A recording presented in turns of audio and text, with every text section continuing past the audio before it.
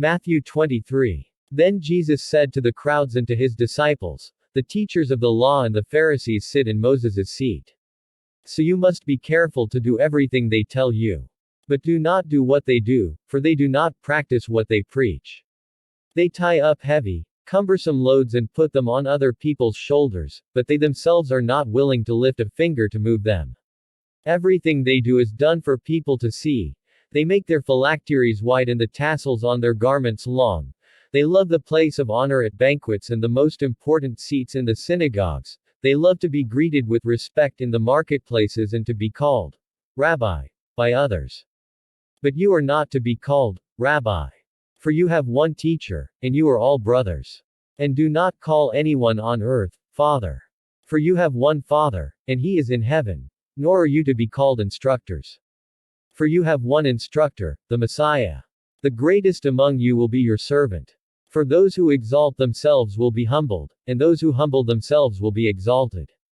Woe to you, teachers of the law and Pharisees, you hypocrites! You shut the door of the kingdom of heaven in people's faces. You yourselves do not enter, nor will you let those enter who are trying to. Woe to you, teachers of the law and Pharisees, you hypocrites! You travel over land and sea to win a single convert, and when you have succeeded, you make them twice as much a child of hell as you are. Woe to you, blind guides! You say, if anyone swears by the temple, it means nothing, but anyone who swears by the gold of the temple is bound by that oath. You blind fools! Which is greater, the gold, or the temple that makes the gold sacred? You also say, if anyone swears by the altar, it means nothing, but anyone who swears by the gift on the altar is bound by that oath. You blind men! Which is greater, the gift, or the altar that makes the gift sacred? Therefore, anyone who swears by the altar swears by it and by everything on it. And anyone who swears by the temple swears by it, and by the one who dwells in it. And anyone who swears by heaven swears by God's throne, and by the one who sits on it.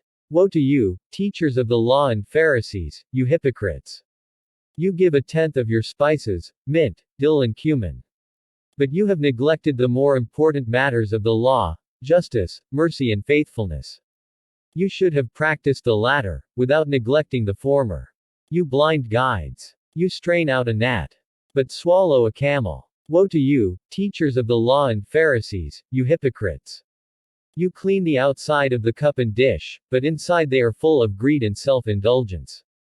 Blind Pharisee! First clean the inside of the cup and dish, and then the outside also will be clean. Woe to you, teachers of the law and Pharisees, you hypocrites! You are like whitewashed tombs, which look beautiful on the outside but on the inside are full of the bones of the dead and everything unclean. In the same way, on the outside you appear to people as righteous but on the inside you are full of hypocrisy and wickedness. Woe to you, teachers of the law and Pharisees, you hypocrites! You build tombs for the prophets and decorate the graves of the righteous. And you say, if we had lived in the days of our ancestors, we would not have taken part with them in shedding the blood of the prophets. So you testify against yourselves that you are the descendants of those who murdered the prophets. Go ahead, then, and complete what your ancestors started. You snakes! You brood of vipers! How will you escape being condemned to hell? Therefore I am sending you prophets and sages and teachers.